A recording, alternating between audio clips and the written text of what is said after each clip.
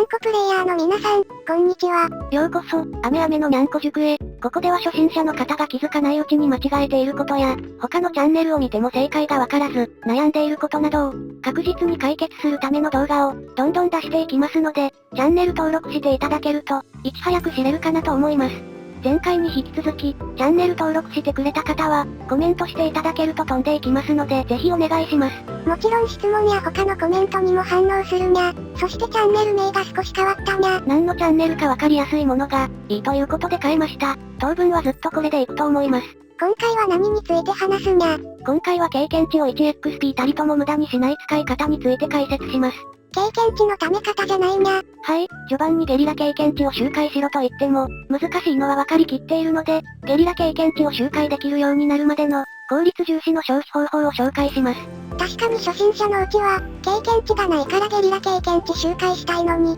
そのためのキャラを育成する経験値がないという、ジレンマに陥って悩んでたにゃ。私もそのうちの一匹でした。私の解決策一つ目は、妨害キャラのレベルを10で止めることです。理由は妨害キャラはレベルアップの恩恵が低いからです。妨害キャラは敵にダメージを与えることを目的としていませんので、もともと攻撃力や体力が低く設定されているものが多いです。ですが妨害効果が強化される場合も多いので、第2形態に進化ぐらいはさせてもいいかなと思ってます。妨害キャラを第3形態に進化させたい時には、レベルをプラス値と合わせて30にする必要がありますが、進化させる直前にレベルを上げるスタイルでいいと思います。プラス値が少しあればレベルを29や28で止めれて、経験値の節約になるにゃ。二つ目のポイントは、攻撃キャラのレベルを上げる場合、序盤のうちは、18レベルや28レベルでキープすることです。キリのいい20や30に近づくほど必要な経験値は増えます。逆に一度20や30を超えると必要経験値は下がります。もし、レベルを上げたい場合は20や30という、キリのいい数字ではなく、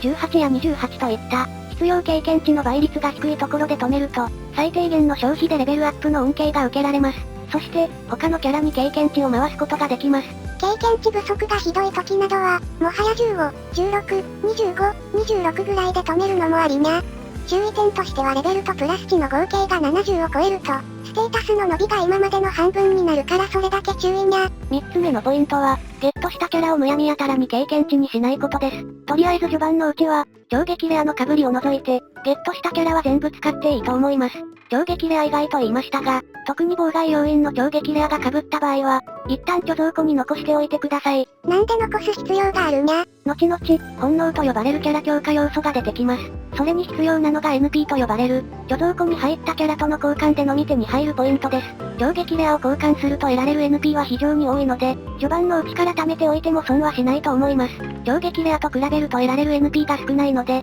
レアや激レアのキャラを NP にしたりするのは、本能という言葉が出てきてからでも遅くないと思います。あと補足としては、猫缶で経験値を買うのはあまりお勧めできません。課金しまくれる方は、経験値買うのではなくガチャを回しまくるのをお勧めします。これらのことにもっと早く気づけていれば、僕たちももっと早く攻略できてたかもしれないにゃ。次回出す動画も、あまり教えてもらえないけど非常に大切な情報をまとめますので、皆さんも後悔しないためにぜひ見てもらいたいです。頑張って面白くて役に立つツイートをしますので、Twitter のフォローもお願いします。それではこの辺りで、ご視聴ありがとうございました。楽しいにゃんこライフを。